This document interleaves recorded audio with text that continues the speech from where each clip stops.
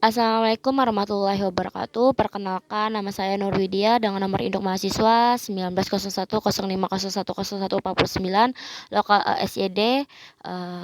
Tujuan saya membuat video ini untuk memenuhi tugas ulangan akhir semester dari Ibu Lisda dengan mata kuliah Ekonometrika. Judul yang saya ambil adalah pengaruh gaji dan bonus terhadap motivasi kerja karyawan PT Astra Internasional TB TPSO Auto 2000 Regional Port Banjarmasin ditinjau dari perspektif ekonomi Islam. Langsung saja kita memasuki daripada uji normalitas yang ada pada skripsi tersebut. Uji normalitas dilakukan untuk menguji apakah data yang digunakan untuk uji hipotesis data dari variabel dependen dan independen yang digunakan telah distribusi secara normal atau tidak. Untuk menguji apakah data distribusi normal atau tidak, saya menggunakan analisis statistik yaitu Kolmogorov-Simops.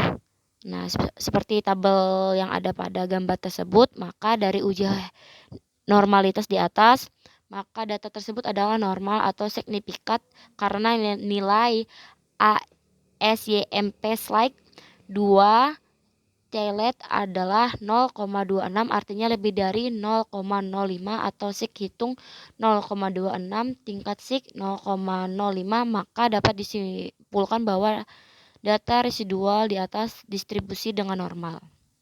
Selanjutnya nomor 2 yaitu uji multikolonaritas. Kolonaritas ditunjukkan untuk mengatasi apakah masing-masing variabel bebas berhubungan secara linear atau saling berkolerasi. Untuk mengetahui apakah data mengandung multikolonaritas atau tidak, diasumsikan berikut: apakah nilai TIF lebih kecil dari 10 dan tolerance lebih besar dari 0,1, maka dikatakan mengandung multikolonaritas. Perhatikan gambar yang ada pada slide ini. Dapat dimultikolonaritas di atas dapat diketahui bahwa nilai TIF kesehatan dan keselamatan yaitu masing-masing sebesar 1,039, yang berarti nilai lebih kecil 10 atau lebih besar dari 0. Kemudian dari tolerance variabel sebesar bebas sebanyak 2,117, yang berarti lebih besar dari 0,1 mendekati 1. Dengan demikian dapat disimpulkan tidak terjadi multikolonialitas. Selanjutnya, uji autokolerasi. Uji autokolerasi dilakukan untuk dapat menguji model regresi yang akan digunakan apakah terjadi kolerasi antara error pada pengamatan atau dengan error pada pengamatan sebelumnya atau tidak. Perhatikan pada gambar yang ada pada slide ini, maka A. Prediktor motivasi potensi. B. Dependent variabel kinerja. 1. Menentukan hipotesis. HO DU lebih kecil D 4 DU, maka tidak ada autokolerasi. HI D kurang dari DU atau D besar dari 4 DU, maka ada autokolerasi. 2. Menentukan nilai DU dan 4 strip DU dengan nilai D atau DW tabel DL N sama dengan 32, K sama dengan 2, sama dengan 1,356 DU atau dalam kurung N sama dengan 48, K sama dengan 2 dalam tutup kurung 11 sama dengan 1,574, D 4 DU sama dengan 4 kurang 1,574 sama dengan 2,426. Hasil, nilai DU dalam kurung 1,574 tutup kurung kecil dari DU dalam kurung 1,463